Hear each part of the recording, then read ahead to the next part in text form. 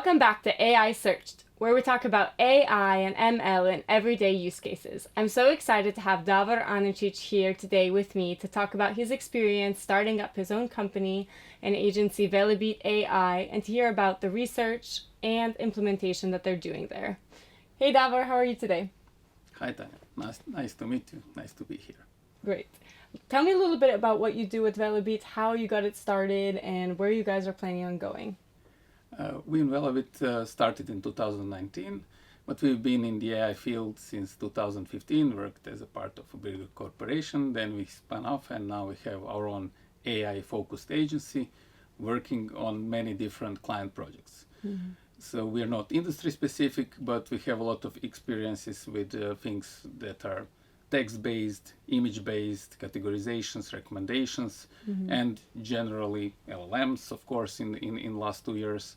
And generally, whatever comes to our plate, we usually just take it if we think we can solve it quality. Yeah, I've seen a lot of work that you've done recently with vector search and recommendations, actually. Can you dive into a use case about this and how you guys are building that out? Yes, this is the line of our projects and products that goes more to B2B2C concepts, so usually oriented to C2C marketplaces. So sites like eBay, Njuskalo here in Croatia, or Willhaben in Austria. And in that regard, we do categorization of ads based on images and text. And this is, of course, hierarchically based on the custom hierarchy of our client.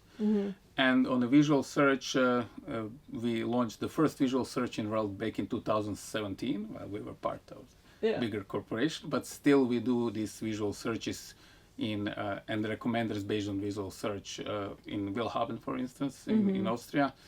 And it's a service that their users love and use every day.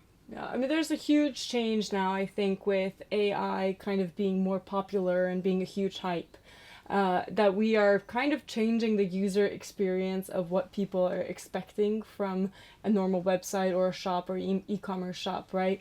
And I think that search is really something that has to be, tip top for people to be able to use. And, old-fashioned search models aren't really exactly what people are looking for anymore. Do you have experience with how users are reacting to your vector search options, and if you're just getting positive feedback from that, or is there something that you are hoping in the future will be able to exist that can even make the user experience better?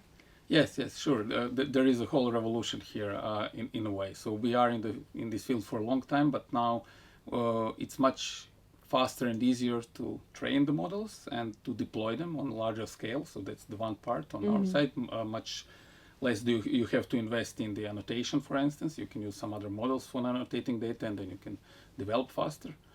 On the other hand, from a customer-centric point of view, it's now much easier than before to combine searches based on images and text, and these are vector searches. You actually convert both images and text in the vector space, and then you use the model that works in this vector space that combines everything.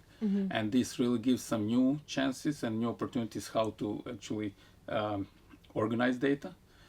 And then new thing that we all recognized in the last 2 years is this chat idea. So finally the chatbots are, I would say, getting to their promise that was here like 10 years ago, but now with the chatbots that actually are learned on the common language or any language, so many languages, you can really talk to the LLM that can understand what is your attention. And then what we actually envision and see, and we are moving our products in that way, that you combine this search with, so chatting and search. So converting your chat to search. To give you some example from the real world, that would be like you come in the store, like some kind of fashion store, and you talk to the seller. And then you explain what you want, and you get some feedback, you get some recommendations, then you explain in more details. Maybe I want longer sleeves, maybe I just want a different kind of V shape here, or I want some color,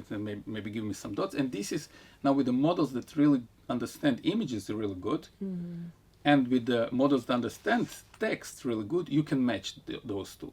So now you can ask for some kind of style, and one model and the other one, if they're properly combined can give you the answer. So in the long run, this is going to this full multimodality. At this point, we're using separate text models and image models because that's for production faster, easier to combine. But in the long run, yes, this multimodality of combining images, text, and everything around it is the future of search. How do you think stores and e-commerce online shops are probably benefiting the most from this? But what is like the key takeaway? Less employees, happier customers. I think online shopping has kind of transformed, since COVID. Yeah, online shopping is future. It will not completely become online, so part of shopping will always stay offline, but online shopping now gives you this better chance to find what you want. It's easier than before. You can organize this complex. So for instance, in B2C or in e-commerce, you have maybe 10,000 items on sale, different items, maybe 100,000. But think of when you're selling second-hand goods, Willhaben has around 4 million fashion items on sale at each time. So to navigate through 4 million items, it's impossible without some help of recommenders based on AI and good search opportunities, how to search both on a brand-wise, on a color, on a size, price, and everything, and still on a style and some details that are maybe specific. Maybe you just really love giraffes on your t-shirts, and these were the searches that were not possible before. Yeah, that's very true. Yeah.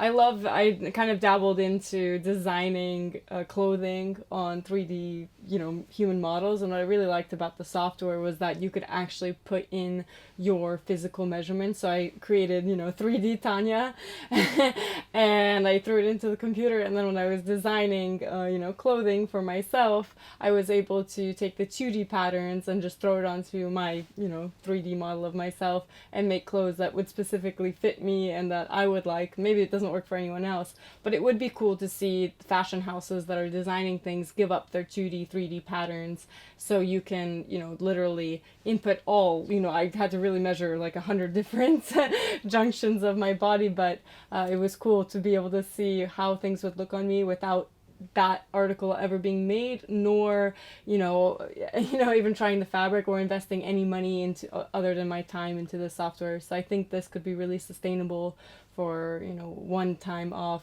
design and clothing. Sure, there are definitely a lot of companies going that way. We are talking to one client that's exactly in that field. We'll see, will it happen for us as a project? Cool. We are an agency, so we have to get to the client, but there are a lot of startups. It's actually a startup, Swiss-based.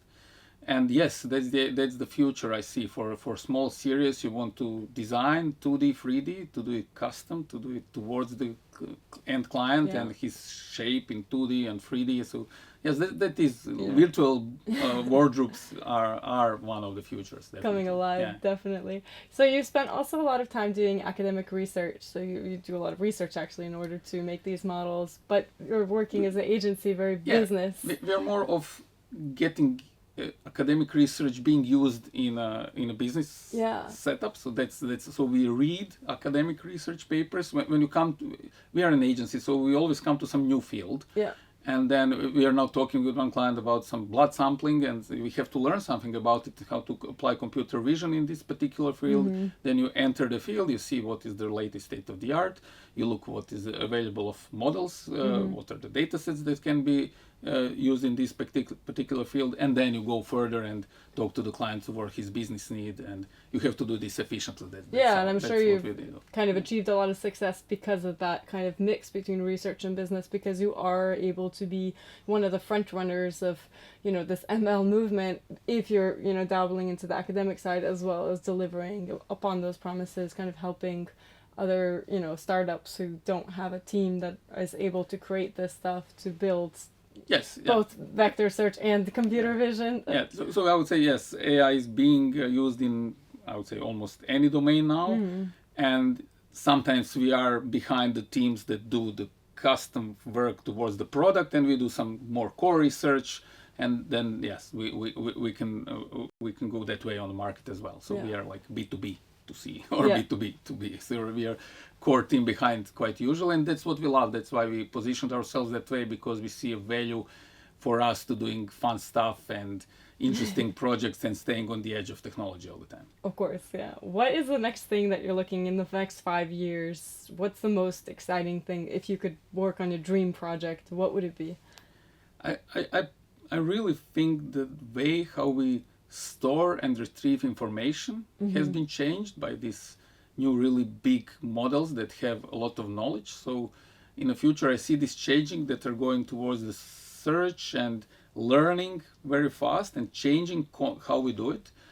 And it's very interesting because it's not easy to do it. So you have a lot of models that have a lot of information, but how you retrieve it, you have to learn it.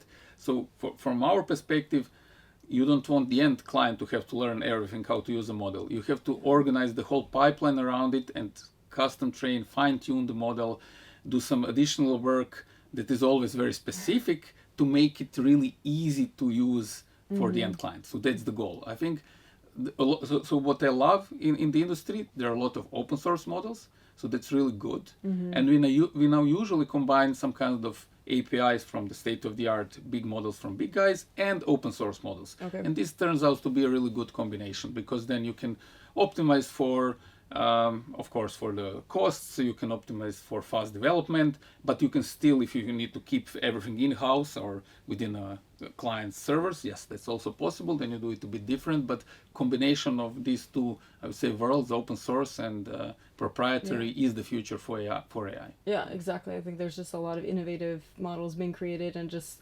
sometimes it's a question of time and money if you have enough time to develop it on your own and constantly repeat what other people are doing. So I love that the community is really open in the sense there's a lot of open source, very good models available. Absolutely. I mean, it is unbelievable, but yeah, that's how the ecosystem works. But for instance, a year ago, new Mistral from French company, startup we never heard of, came out, open source, Apache 2.0 license. We used it less than a month after we heard of it. We put it in a production for one big gaming company within their business model, and it worked quite good. Awesome. That's really awesome, because like someone spent maybe €500 million to train it and gives you open source possibility for you to use it commercially. But of course they learn then how this can be used. They can make it better in the next iteration.